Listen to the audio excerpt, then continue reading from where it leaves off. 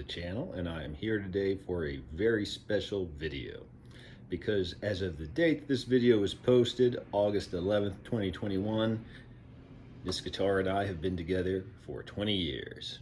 This is my number one, the black Telecaster.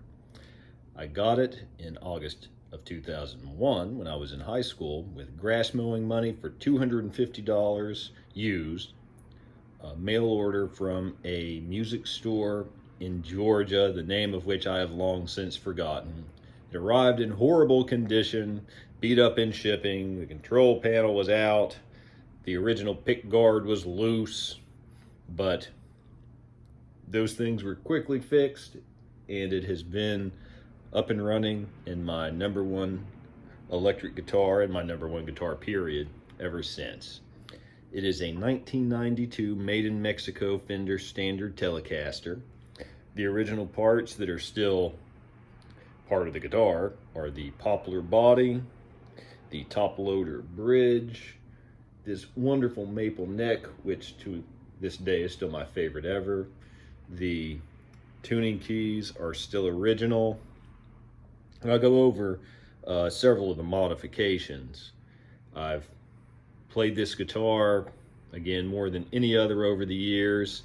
You can see battle scars. If this was a nitro finished guitar, it would be heavy relic, but still, even with a poly finish, it still has its share of battle scars over the years.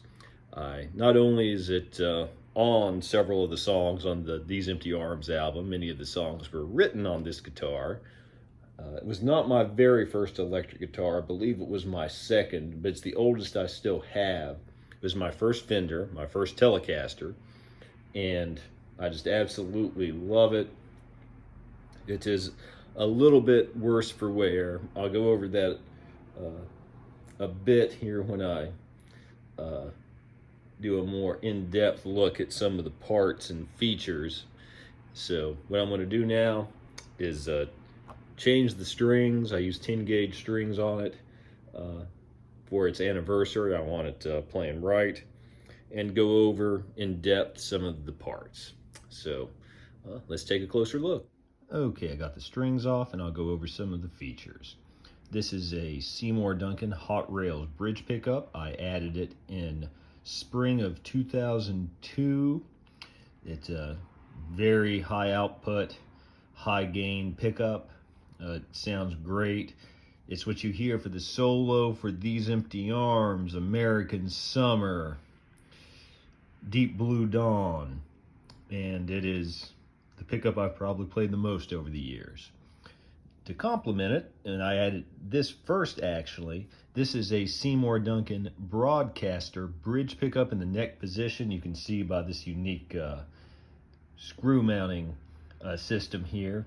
Both of those were installed by the now defunct Hatcher's Music Store in Oak Hill, West Virginia. I added this Perloy pick guard. My idea at the time is I wanted a Telecaster that sounded like Bruce Springsteen's and looked like John Bon Jovi's, because I love both of them. And of course, John is just a rhythm player, though an underrated rhythm player, but I love the way his guitar looked, and the appearance of this one is modeled after that.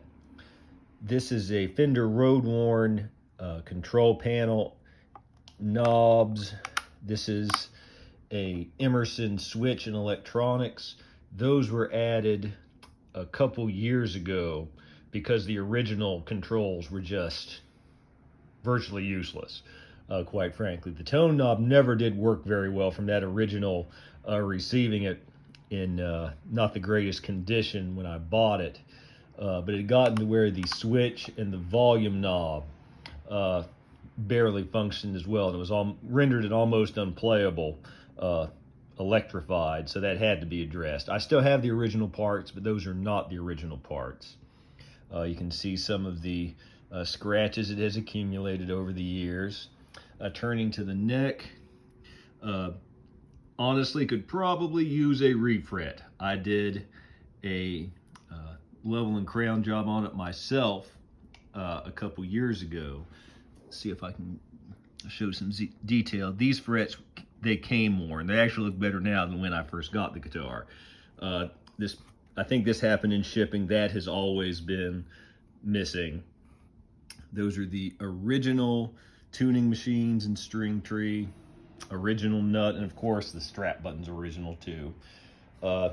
This strap I got probably 2002, 2003. It's been on there ever since. Probably the most comfortable strap I have. These are Graphtec saddles. I added them myself in 2002, 2003. I know I was a freshman at WVU at the time. The nut is a little narrow. It's not a typical size Fender nut, as this is one of the very early Mexican-made Fenders. You can tell the wear on the bridge plate from the saddles not quite fitting correctly, but with a little bit of work you can get them in place. So those are some of the details of the guitar. I'm gonna polish the frets, polish the guitar, throw on some strings, and let you hear how it sounds. Okay, we got the guitar stringed up. It's the next day because with these Graphtec saddles, in addition to letting the strings themselves stretch, it's good to let them settle into the saddle so you get the most resonance and sustain. So this is the Hot Rails bridge pickup on a clean setting. Just go through some tones here.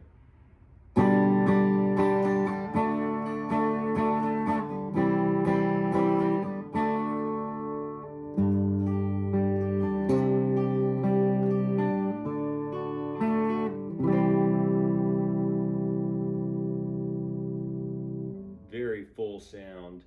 Definitely higher output and higher gain than a traditional Telecaster pickup, but going to the middle position, I find that it's more traditional sounding.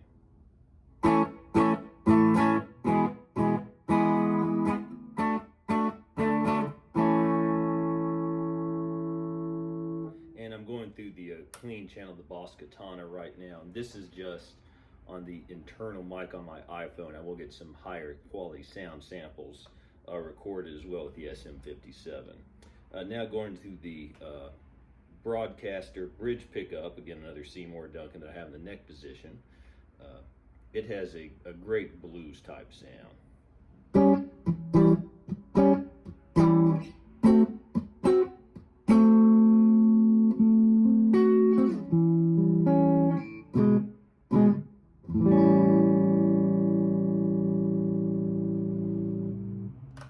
Now let's put a little bit of overdrive on. This is the GHS Mike Campbell Calhoun overdrive.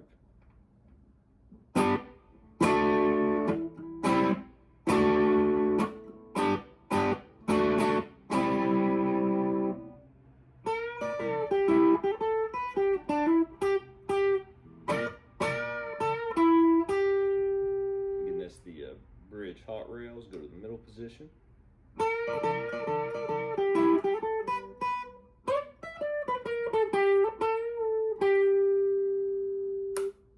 And the neck Broadcaster. Again, this is a great blues sound.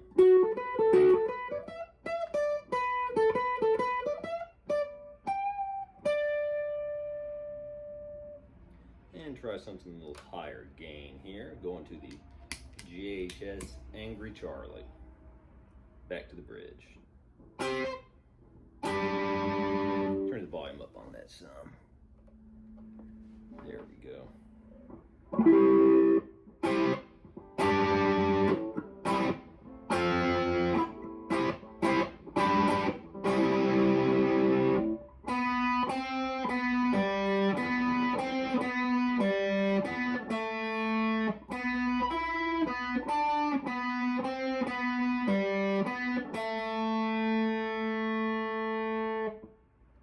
And the combined position.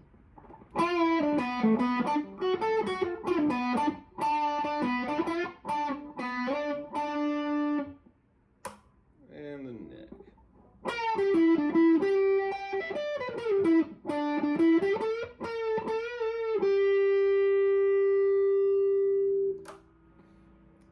A lot of great sounds, great lead guitar in particular, though it does rhythm well too. And this, back to the Hot Rails again, it's just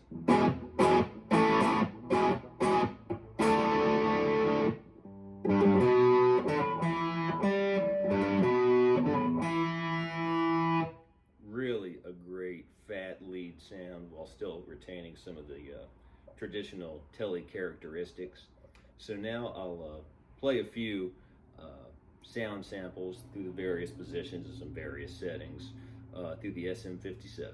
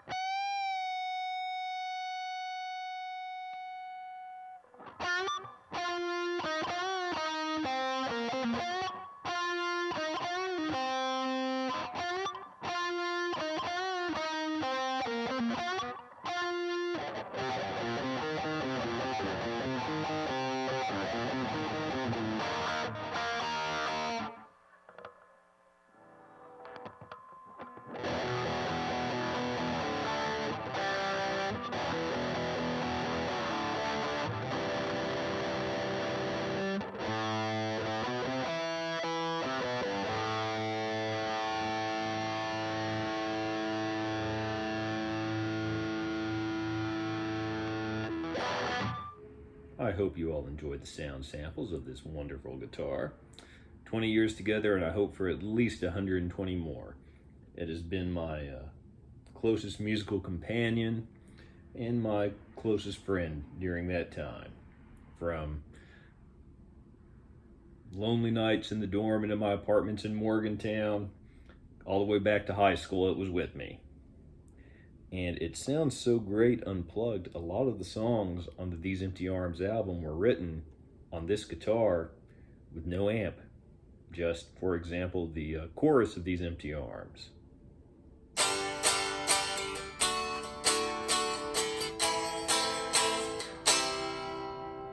The verse.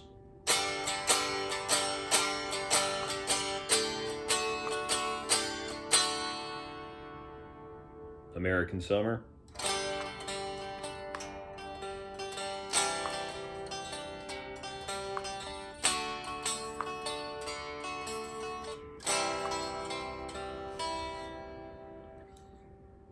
Just a few examples of how the two of us have spent the last 20 years. But of course, I wouldn't be here today without it. The album wouldn't be here for you to listen to without it. And again, it is my #1 guitar and so much more. So I'm very happy to share this with you on our 20th anniversary. And I hope you will go and listen to some of the music we've made together, both in addition to this video, on the album and on my channel. And I just really thank you all for sharing this with me. And I ask you to please like and subscribe. If you have any questions about this guitar and my music, feel free to comment below, and keep on rocking.